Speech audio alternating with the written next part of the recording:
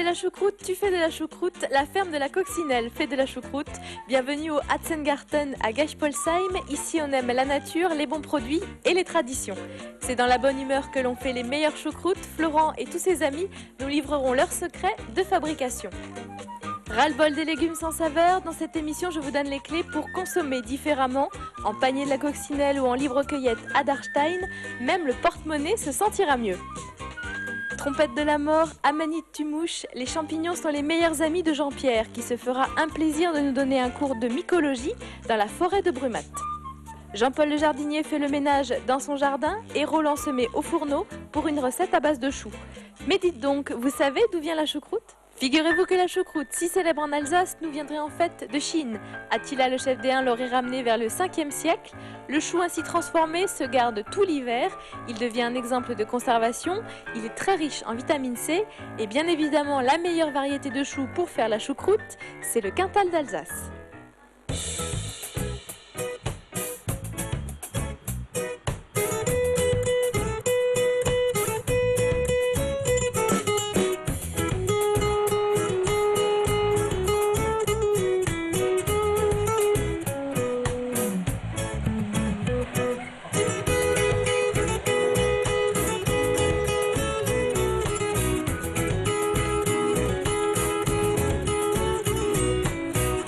Bonjour Florent. Expliquez-nous un petit peu qu'est-ce que vous êtes en train de faire aujourd'hui. On est en train de couper notre choucroute. C'est la saison de la choucroute qui a démarré. Et durant l'hiver, 2-3 fois par mois, on met de la choucroute dans le panier de la Coccinelle. J'ai remarqué que votre machine était très spéciale. C'est une très vieille machine, on dirait. C'est une vieille machine qu'on a recyclée, qui allait partir à la ferraille, qu'on a recyclée. Aujourd'hui, avec nous, on a une bande de copains qui, entre autres, ont réalisé la reprise de la machine et on a créé une nouvelle recette de choucroute aux épices, entre autres. Florent coupe le chou et ses amis le piétinent. Alors je vais chausser les sabots et vous apprendre comment on fait une vraie choucroute en Alsace.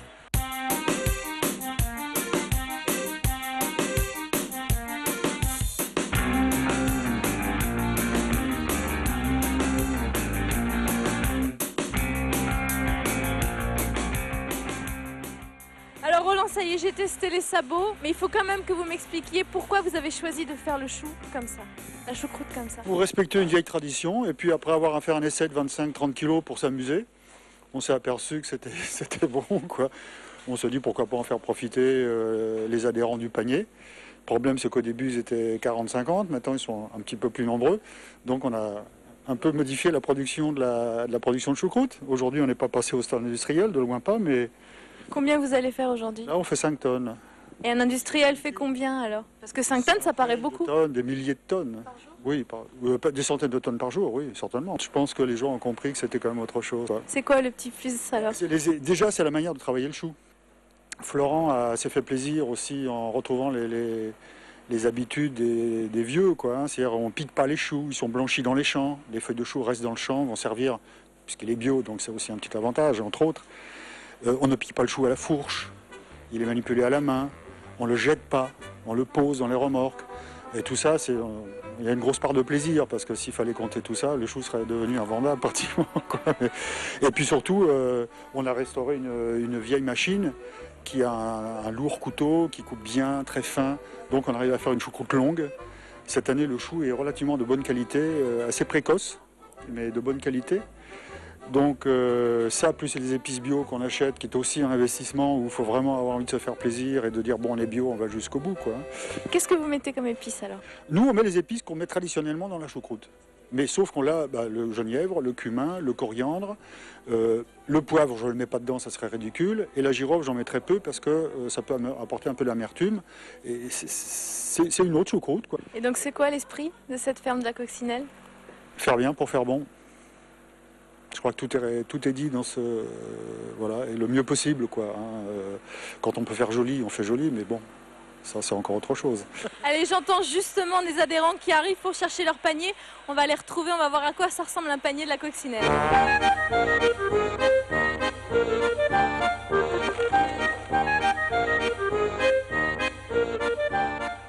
Alors pour 15 €, il y a une liste et chacun pioche. Alors, selon la production, selon la récolte, selon la météo, il y a une liste de produits avec la quantité. S, c'est un seau, bien sûr.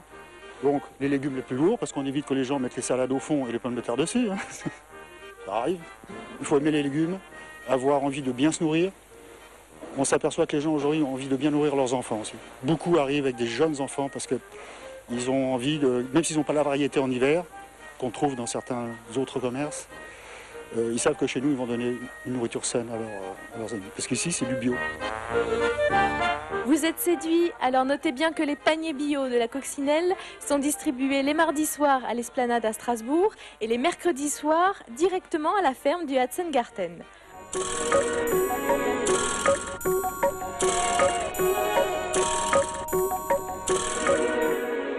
Quelques gouttes de pluie et les champignons pointent leur nez. Je vous propose cette semaine de rencontrer Jean-Pierre, un passionné de champignons, ou plus précisément un mycologue. Saison des champignons, pour un mycologue, c'est toute l'année. Même quand il y a de la neige, on arrive à trouver des champignons sur certains arbres en forêt du Rhin.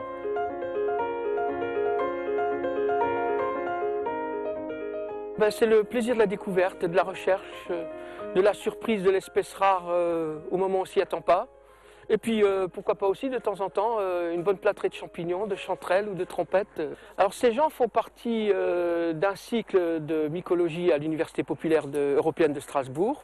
Ils viennent sur le terrain pour essayer d'apprendre plus d'espèces comestibles au départ. Puis ils découvrent au travers de la présentation que je leur fais qu'il vaudrait mieux qu'ils connaissent d'abord les toxiques, les mortels, que les comestibles. Après, ils pourront manger en toute sécurité. Maintenant, pour les espèces comestibles, la forêt d'Agneau est connue pour ses cèpes, pour ses girolles, pour ses pieds de mouton, pour ses chanterelles d'automne et des cortinaires, des inocipes qui peuvent être hautement toxiques. Et beaucoup d'espèces peuvent être confondues facilement avec une espèce comestible. C'est un peu le message que j'essaye de faire passer. J'aime pas voir des gens s'intoxiquer et les voir arriver à l'hôpital.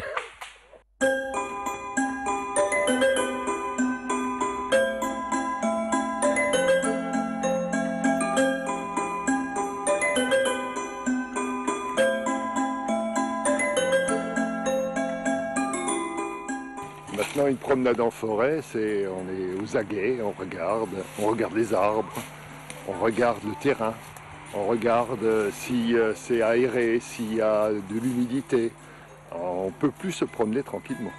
De toute façon, ça va être désagréable et brûlant. C'est toujours le petit lactaire qui sent le camp. Ah, mais il va sentir. Les premiers gestes, c'est d'être déjà bien équipé, comme je l'ai expliqué, avec un panier, chaussures, ce qui va bien. Ensuite, d'être accompagné par quelqu'un qui connaît, parce que partir seul à l'aventure avec un petit fascicule quand on n'y connaît rien, c'est prendre une bonne option pour l'hôpital ou des nuits blanches à souffrir de l'estomac. Donc je pense que quand on veut aller chercher des champignons, ou alors on ramasse, on prend ce qu'on trouve, on sépare bien ce qu'on connaît de ce qu'on ne connaît pas, et ensuite on va essayer de montrer sa récolte à un mycologue qui pourra lui... Il y a des sociétés mycologiques un peu partout en France, donc on trouvera toujours quelqu'un qui sera prêt à faire un tri dans la récolte. Le lactaire lacté, comestible. Merci Jean-Pierre pour ces précieux conseils. Sans plus attendre, nous retrouvons Jean-Paul, notre jardinier préféré.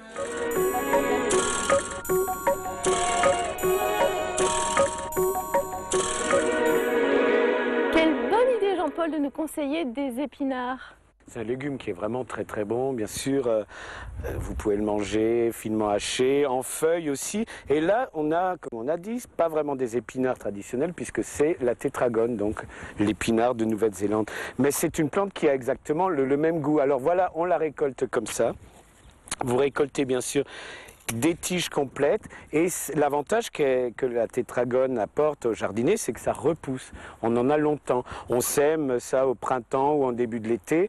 Ça ne monte pas en graines, contrairement à la majorité des variétés d'épinards. Et puis ça produit très longtemps. Alors j'en ai laissé, quand je dis ça monte pas à graines, ça monte quand même en fin de cycle. D'ailleurs là, on voit déjà sur la tige formation de petites fleurs.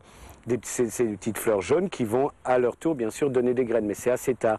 Et si je le laisse, ça je vais le laisser au sol vraiment pendant tout l'automne, longtemps. Les graines vont tomber à terre et elles vont repousser d'elles-mêmes. Parce que ça, je vous l'avoue, ça vient d'une culture précédente de l'année dernière. Vous voyez, donc il n'y a plus rien à faire qu'à attendre. Comme la nature fait les choses très bien, on attend et on récolte. Alors quand vous avez cueilli vos petites tiges de tétragone, il faut en cueillir beaucoup, mais ça produit bien parce que ça prolifère également derrière les piments. Ben vous les séparez Caroline, pour la cuisine, bien sûr, vous ne mangez pas les tiges, bien que ce soit comestible, mais c'est un peu dur. Vous séparez, donc vous pincez. On en trouve sur les marchés? Normalement, oui, absolument. Vous devez trouver, en Alsace, on trouve, c'est cultivé depuis très longtemps, on trouve de la tétragone. Mais c'est vrai, regardez, quand vous avez séparé les feuilles, ben, ça ressemble quand même beaucoup aux épinards. Hein. Voilà. Alors, dans une poêle, un peu de crème. Et de l'huile d'olive, à la place de la crème. On vit plus longtemps avec de l'huile d'olive.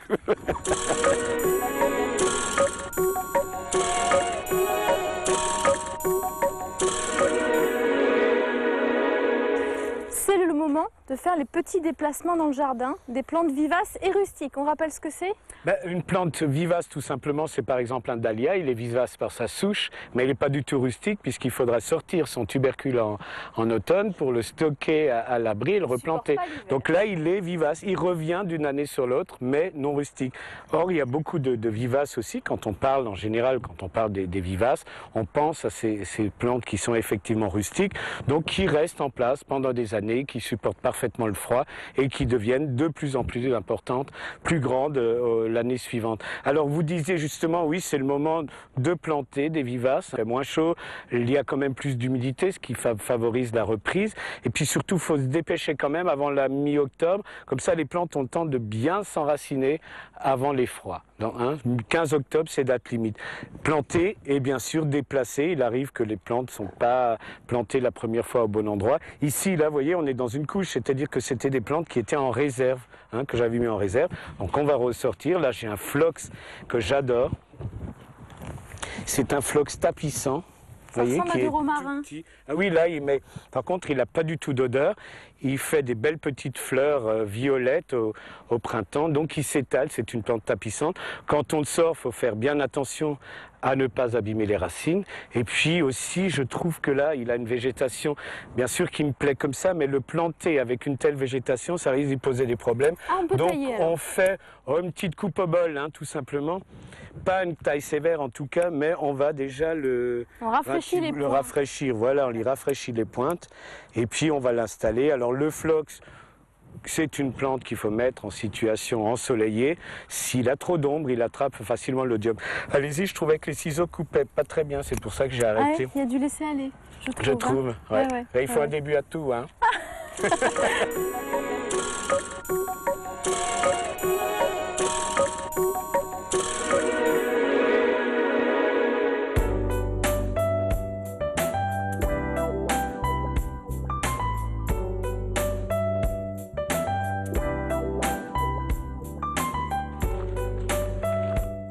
Mon coup de cœur de cette semaine, c'est la Libre-Cueillette à Dachstein. On est juste à côté du château et le cadre est déjà somptueux. En plus, à cette époque de l'année, on trouve de tout. Radis, salades, carottes. Je vous montre comment ça se passe. Il suffit d'avoir son permis brouette.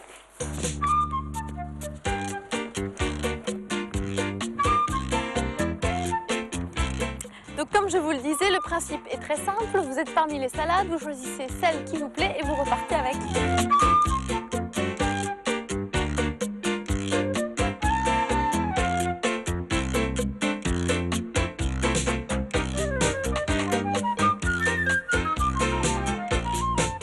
Ce qui est bien cette Libre-Cueillette, c'est qu'en prime des légumes, il y a Hector aussi, bonjour. Bonjour madame. Vous faites toute l'animation, vous avez l'air tout timide à la télé, je vous garantis que c'est un sacré phénomène. Dites-nous un petit peu, pour un panier moyen, pour faire un pot-au-feu, pour 2 personnes, combien ça va me coûter alors? Normalement, ça devrait vous revenir entre 6 et 8 euros. Et en prime, un petit bouquet. Un bouquet de fleurs, voilà.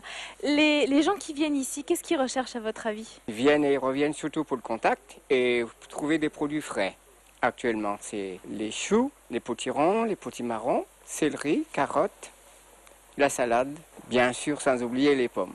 Et ce contact avec la terre, parce que la Libre-Cueillette, c'est quand même particulier, c'est plus que le marché, c'est plus que des produits frais. Oui, d'autant plus que les parents viennent avec les enfants. Donc c'est ludique et ça permet aux enfants de voir comment poussent les légumes, ainsi que les grandes personnes, parce que certaines ont tendance à confondre poireaux et oignons. Quelle est la consigne que vous donnez au moment où vous donnez le couteau, au moment où vous donnez la brouette? Alors, les remplir la brouette et ne pas se blesser. Donc dépêchez-vous, la Libre-Cueillette, c'est jusqu'à la fin du mois d'octobre et ça réouvre quand? Début avril, quand les tulipes s'ouvriront.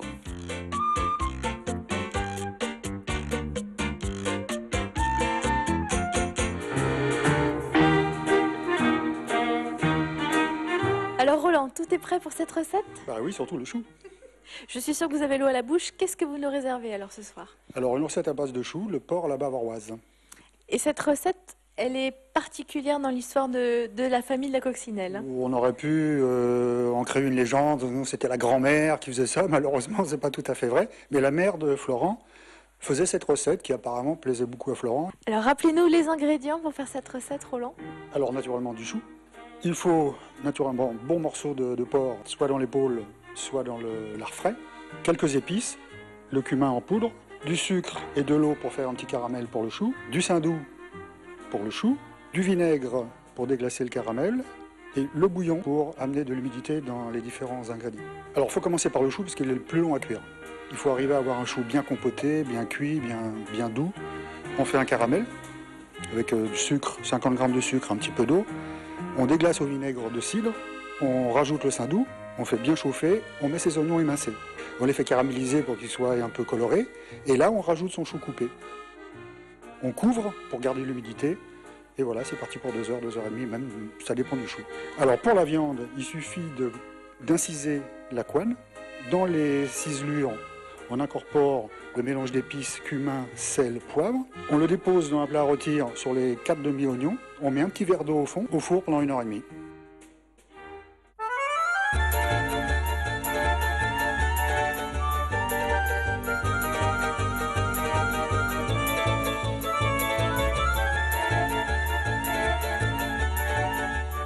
Ah ben voilà, une bonne fin d'émission, en famille avec le beau repas. Alors Florent, qu'est-ce que vous en pensez de la recette de votre ami? La recette, elle est super, elle est d'actualité, il faut vraiment y aller, c'est du bon que du bon. Quand vous dites il faut y aller, c'est sur le site internet parce que vous retrouvez l'intégralité de la recette évidemment qu'on a fait aujourd'hui avec Roland. Alors c'est un peu votre Madeleine de Proust, vous retrouvez le goût de votre enfance avec cette choucroute? Exactement. C'est vraiment 30 ans en arrière. Mais goûtez-le, c'est peut-être pas tout à fait pareil. C'est peut-être... On le sent déjà que... Rien qu'à l'odeur, vous savez? Oui. Allez, chef, goûtez. Roulement de tambour. C'est parti. C'est bon. Bon, on va le remercier, Roland. D'autant plus qu'aujourd'hui, c'est son anniversaire en plus. Joyeux anniversaire. Merci. 23 ans, c'est quand même... ça se fête. Bon, et ben nous étions aujourd'hui à Geispolsheim. Vous savez tout maintenant sur cette récolte du chou. Vous savez où trouver de bons légumes en Alsace. Je vous donne rendez-vous bien sûr la semaine prochaine pour de nouvelles découvertes. En attendant, c'est sur le site internet que ça se passe, www.alsace20.fr. Ciao. Tchin tchin.